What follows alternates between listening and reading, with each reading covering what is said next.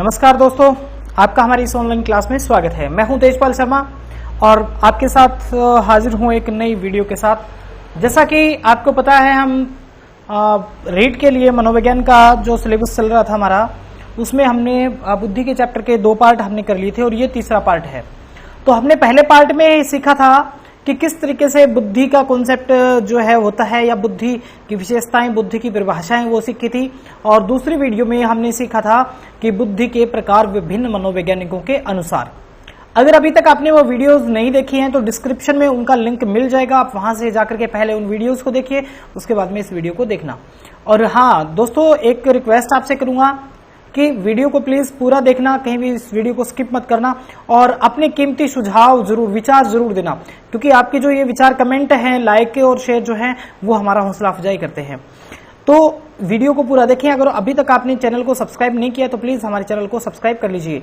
तो दोस्तों चलिए बिना टाइम खराब किए हुए शुरू करते हैं आज के टॉपिक को। आज के टॉपिक है बुद्धि के सिद्धांत।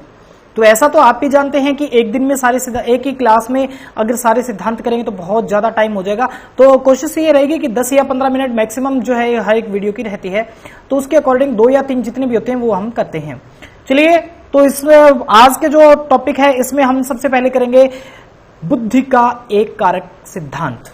बुद्धि का एक कारक सिद्धांत सबसे प्राचीन सिद्धांत है और इस सिद्धांत के जो प्रतिपादक हैं, प्रवर्तक जो हैं, वो हैं बिने। बिने ने बुद्धि के क्षेत्र में बहुत ही अद्वितीय योगदान दिया है। उन्होंने बुद्धि परीक्षणों की शुरुआत की और बहुत सारे काम किए हैं। तो उनमें से एक जो है इनका सिद्धांत था एक कारक सिद्धांत। एक कारक सिद्धांत क्या कहता है और इसके समर्थक कौन कौन हैं? देखिए, बिने ने इसका प्रतिपादन किया और इसके समर्थन जो किया था स्टर्न और टर्मन ने। स्टर्न और टर्मन ने इसका समर्थन किया और इस सिद्धांत को आगे बढ़ाने में भी प्रयास इन्होंने किया था। तो एक कारक का सिद्धांत है क्या? एक कारक सिद्धांत के अनुसार, अर्थात बिने के अनुसार क्या है? बुद्धि एक शक्ति है जो किसी भी व्यक्ति के कार्यों का संचालन सुचारू रूप से करती है। अर्थात हम किसी भी कार्य का संचालन करते हैं वो उस बुद्धि के माध्यम से करते हैं। यानी एक पावर है, एक बुद्धि जो एक प्रकार की क्षमता है। जिस व्यक्ति के पास यह शक्ति है वह अपनी समस्याओं का समाधान आसानी से कर सकता है। यानी कि जिसके पास बुद्धि है वो अपनी समस्याओं का समाधान कर सकता है, ऐसा कहना है बिने महोदय का। लेकिन अगर इनकी बात माने तो इसका मतलब यह हुआ कि कोई भी व्यक्ति किसी भी कार्य को अगर कर सकता है तो वो सभी प्रकार के कार्यों को कर सकता है। अगर एक व्यक्ति मैथ में अगर बहुत ज्यादा इंटेलिजेंट है तो वो साइंस में भी होगा, वो हिंदी में भी होगा, अंग्रेजी में भी होगा। जबकि वास्तविकता यह है कि वो हर एक में नहीं हो सकता। कोई व्यक्ति गणित में बहुत ज्यादा जीनियस हो सकता है, कोई साइंस में हो सकता है, कोई मैथ साइंस दोनों में हो सकता है, लेकिन जरूरी नहीं कि वो हिंदी और अंग्रेजी में भी हो। तो इस सिद्धांत के अनुसार तो यही है कि जिसके पास बुद्धि है वो हर एक क्षेत्र में, हर एक फील्ड में वो कामयाब होगा, क्योंकि वो, इनका कहने का मतलब है कि जिस व्यक्ति के पास वह शक्ति है वह अपनी सभी समस्याओं का समाधान कर सकता है। जबकि ऐसा नहीं होता कि व्यक्ति एक समस्या का समाधान कर सकता है, एक क्षेत्र की समस्या का समाधान कर सकता है, तो हो सकता है दूसरे क्षेत्र की समस्या का समाधान उससे ना हो। तो इसके अनुसार, इनके अनुसार बिने महोदय के अनुसार जो है ये बुद्धि एक ही पावर है, लेकिन वास्तव में ऐसा है नहीं। दूसरी बात इन्होंने क्या कहा है कि जब किसी कार्य का संचालन और क्रियान्वयन किया जाता है तो संपूर्ण बुद्धि उसमें क्रियाशील हो जाती है। अर्थात सीधे सीधे इनके कहने का अर्थ यह है कि व्यक्ति जब किसी एक प्रकार के कार्य कर रहा होता है तो वो मानसिक रूप से किसी दूसरे कार्य को नहीं करता होता या दूसरे कार्य को नहीं कर सकता। यानी एक समय में एक ही कार्य कर सकता है। अर्थात एक कार्य अगर वो कर रहा है तो उसमें उसकी संपूर्ण बुद्धि उसमें क्रियाशील होती है, ऐसा कहना है बिने महोदय का। लेकिन ये सिद्धांत अगर आज के समय की बात करें तो इस सिद्धांत के जो है वो समर्थक ज्यादा नहीं है। विशेष बात यह है कि इस सिद्धांत के प्रतिपादक बुद्धि को एक अविभाज्य और एकात्मक इकाई मानते हैं। बहुत ही अच्छी बात कही है। और यहां से क्वेश्चन बनता है, बुद्धि के किस सिद्धांत के अनुसार बुद्धि एक अविभाज्य और एकात्मक की इकाई है? तो इकाई की बात करें, एकात्मक की बात करें तो एक ही बात है, एक शब्द आता है और एक कारक सिद्धांत। तो स्पष्ट रूप से इस सिद्धांत जो एक कारक का सिद्धांत है ये बिने महोदय का है। और इस सिद्धांत के वर्तमान में, अगर वर्तमान के कॉन्सेप्ट में अगर देखें तो इसके कोई ज्यादा लोग प्रवर्तक नहीं है, अर्थात इसको इग्नोर कर दिया गया, नेग्लेक्ट कर दिया गया, अस्वीकार इस सिद्धांत को कर दिया गया है, जबकि ये सबसे प्राचीन सिद्धांत है। अगले सिद्धांत की बात करें तो दूसरा सिद्धांत आता है द्विकारक सिद्धांत, यानी स्पीयरमैन का ये सिद्धांत है। स्पीयरमैन महोदय ने द्विकारक सिद्धांत दिया और ये कई बार क्वेश्चन ये पूछ लिया जाता है द्विकारक सिद्धांत किसका है, और ये पूछा भी गया या स्पीयरमैन ने किस सिद्धांत का प्रतिपादन किया, तो द्विकारक सिद्धांत का प्रतिपादन किया है। और दूसरा, इस सिद्धांत का प्रतिपादन कब किया, तो इसका प्रतिपादन जो 1904 में किया गया है। बुद्धि इनके अनुसार, अर्थात स्पीयरमैन महोदय के अनुसार बुद्धि दो कारकों से बनी है। एक कारक है सामान्य योग्यता और दूसरा है विशेष योग्यता। यानी इनके अनुसार बुद्धि दो फैक्टर में, यानी टू फैक्टर थ्योरी इसको हम कह सकते हैं। टू फैक्टर थ्योरी कौन कौन से टू फैक्टर हैं? फर्स्ट फैक्टर है जनरल एंड सेकंड फैक्टर है इसमें स्पेसिफिक यानी विशेष योग्यता, विशिष्ट योग्यता। इनका कहना यह है कि व्यक्ति के पास दो बुद्धि होती है। पहली बुद्धि जो सामान्य है ये होगी जी होगी, ये जनरल बुद्धि है, और दूसरा होता है एस। ठीक है।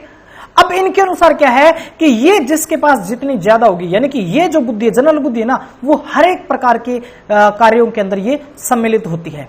लेकिन विशेष बुद्धि होती है वो उस प्रकार के विशेष में होती है। जैसे किसी की जो है वो विज्ञान के अंदर जो है वो बुद्धि ज्यादा है, ठीक है, किसी की जो है गणित में बुद्धि ज्यादा है, किसी की साहित्य में ज्यादा है, ठीक है। तो इस प्रकार से ये तो जो साहित्य है, गणित, किसी में संगीत की है, ठीक है, किसी में डांस की है, ये बुद्धि जो है वो अलग अलग बुद्धि होती है, यानी ये अलग अलग व्यक्ति में अलग होती है। और ये जो जनरल बुद्धि है, जी बुद्धि है, जी कारक जो है वो सभी में शामिल होता है, सभी के अंदर ये होता है। और ये जो विशेष स्पेसिफिक जो है वो हर एक में अलग अलग होता है। हो सकता है किसी में गणित में रुचि हो, यानी गणित की योग्यता ज्यादा हो, किसी में संगीत की योग्यता ज्यादा हो, किसी में डांस की योग्यता ज्यादा हो, किसी में साहित्य की योग्यता ज्यादा हो।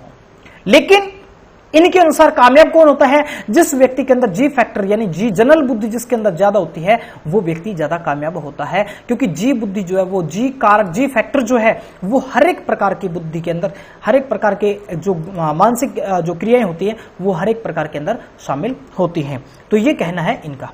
अगली बात करें सामान्य योग्यता। दो फैक्टर बताए इन्होंने, सामान्य योग्यता और दूसरा बताया इन्होंने विशेष योग्यता या स्पेसिफिक फैक्टर।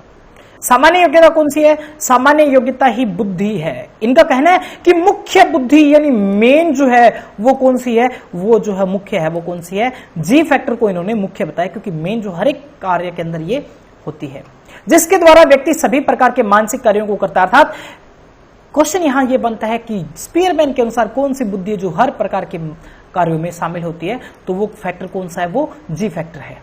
यह योग्यता उसे जीवन के प्रत्येक क्षेत्र में सहायता पहुंचाती है। अर्थात जी फैक्टर ऐसा फैक्टर है स्पीयरमैन महोदय के अनुसार जो जिस व्यक्ति में ज्यादा होगा वह व्यक्ति उतना ही ज्यादा सफल होता है अपने जीवन में।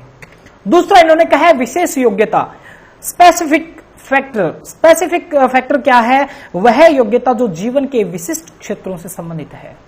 जैसे कोई व्यक्ति चित्रकार है तो चित्रकारी उसकी विशेष योग्यता, यानी ये उसके अंदर चित्रकारी वाली बुद्धि जो है वो उसके अंदर स्पेशली है, एस वाली, ठीक है, चित्रकारी की। अगर कोई व्यक्ति सिंगर है तो अगर सिंगर है तो उसके अंदर जो सिंगिंग जो है वो क्या है? उसका स्पेसिफिक फैक्टर है, विशेष योग्यता है उसकी, तो वो व्यक्ति संगीत में ज्यादा कामयाब होगा। लेकिन वो तभी कामयाब होता है एक अगर ये हम मान के चले कि किसी व्यक्ति में संगीत की क्वालिटी तो है, लेकिन अगर जी फैक्टर अगर उसके अंदर नहीं है तो वो यहां भी एडजस्ट नहीं हो सकता। तो इसलिए इन्होंने कहा है कि बुद्धि के अंदर जी और एस फैक्टर दो हैं, और जिसके अंदर जी फैक्टर जो होता है वो हर एक के अंदर होता है, हर एक प्रकार की मानसिक एक्टिविटी के अंदर होता है, और जो जी फैक्टर जिसके अंदर अधिक होगा वह व्यक्ति जीवन में उतना ही अधिक कामयाब होता है, ऐसा इन्होंने कहा है।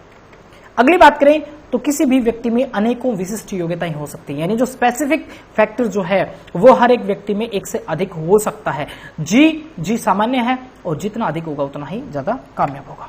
अगली बात कही है कि जिस व्यक्ति में सामान्य योग्यता जितनी अधिक होगी वह व्यक्ति जीवन में उतना ही बुद्धिमान होगा। यानी क्वेश्चन यहां यह बनता है कि स्पीयरमैन महोदय के अनुसार कौन सा फैक्टर व्यक्ति को अधिक बुद्धिमान बनाता है, यानी किस फैक्टर की जो उपस्थिति जो है वो व्यक्ति को सबसे ज्यादा बुद्धिमान घोषित करती है, तो वो क्या है? जी फैक्टर है।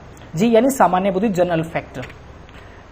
इसके बाद इन्होंने कहा है कि सामान्य योग्यता जन्मजात होती है जबकि विशिष्ट योग्यता अर्जित की जा सकती है। तो बिल्कुल सही बात है कि ये जो सामान्य जी फैक्टर जो है ये जन्मजात होता है, इसको हम परिमार्जित नहीं कर सकते, इसमें जो बढ़ावा नहीं दे सकते। लेकिन अगर विशिष्ट जो बुद्धि है, स्पेसिफिक है, जैसे किसी व्यक्ति में जैसे हम उदाहरण देते हैं सोनू निगम का, तो सोनू निगम के जो पिता हैं वो अगम कुमार निगम एक सिंगर हुए हैं, इनके घर में सिंगिंग का माहौल था, तो इन्होंने क्या है उस विशिष्ट योग्यता सिंगिंग को क्या इन्होंने विशिष्ट अर्जित कर लिया है।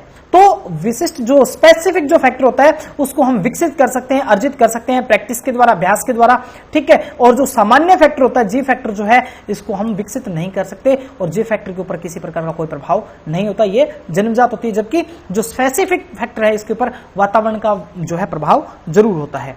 तो ऐसी बात जो इन्होंने कही है। तो ये था हमारा द्विकारक सिद्धांत जो स्पीयरमैन महोदय ने दिया है। अब हुआ क्या, स्पीयरमैन महोदय ने एक सिद्धांत तोड़ दिया, क्योंकि इस सिद्धांत को जब 1904 में दिया था उसके बाद में इसकी आलोचनाएं होने लगी और कहा कि सिर्फ दो ही नहीं होते, सिर्फ दो ही तत्व नहीं होते, स्पेसिफिक और जनरल दो नहीं होते, इसमें ऐसे भी होते हैं जिनके अंदर दोनों प्रकार की जो जी फैक्टर और एस फैक्टर भी होते हैं। तो इन्होंने अपनी थ्योरी में सुधार करते हुए एक नया सिद्धांत दिया और ये नया सिद्धांत दिया था 1911 में स्पीयरमैन महोदय ने। 7 साल के बाद में, यानी जो पहला सिद्धांत दिया था उसके कितने साल बाद में दूसरा सिद्धांत इन्होंने जो अपना संशोधन करके दिया था वो 7 साल के बाद में, अर्थात 1911 में इन्होंने सिद्धांत दिया है। और उस सिद्धांत में उन्होंने ये कहा है कि ये दो नहीं बल्कि 3 होते हैं। द्विकारक सिद्धांत में इन्होंने संशोधन करते हुए नया सिद्धांत दिया है और उसमें कहा है कि सामान्य और विशिष्ट तत्वों के साथ साथ कुछ समूह तत्व भी होते हैं जो इन दोनों के मिश्रण से बने हुए होते हैं। यानी ये सिद्धांत जो है ये तीसरा इसमें जो है एक फैक्टर और जोड़ दिया कि ऐसे भी कुछ तत्व होते हैं जिनका आपस में सह संबंध होता है। ये इनडायरेक्टली, इन्होंने डायरेक्ट तो नहीं कहा, इनडायरेक्टली ये कहा है कि कुछ ऐसे होते हैं जिनमें सह संबंध भी होता है। तो उम्मीद है कि आपको ये बहुत अच्छे से समझ में आया होगा और जो है आप इस वीडियो को लाइक कर दीजिए, शेयर कर दीजिए और उम्मीद है कि आपको ये समझ में आया है। तो दोस्तों कैसा लगा हमारा वीडियो, क्या आपको अगला टॉपिक कौन सा चाहिए, उसके लिए आप नीचे से फटाफट से कमेंट करके बताएं। कहीं कोई दिक्कत रहती है, कोई आपका सुझाव है तो वो भी आप इसके अंदर बताइए, जरूर बताइए, हम इसके ऊपर समाधान करेंगे और कोशिश करेंगे कि आपकी समस्याओं का समाधान हो। वीडियो देखने के लिए बहुत बहुत धन्यवाद। नमस्कार।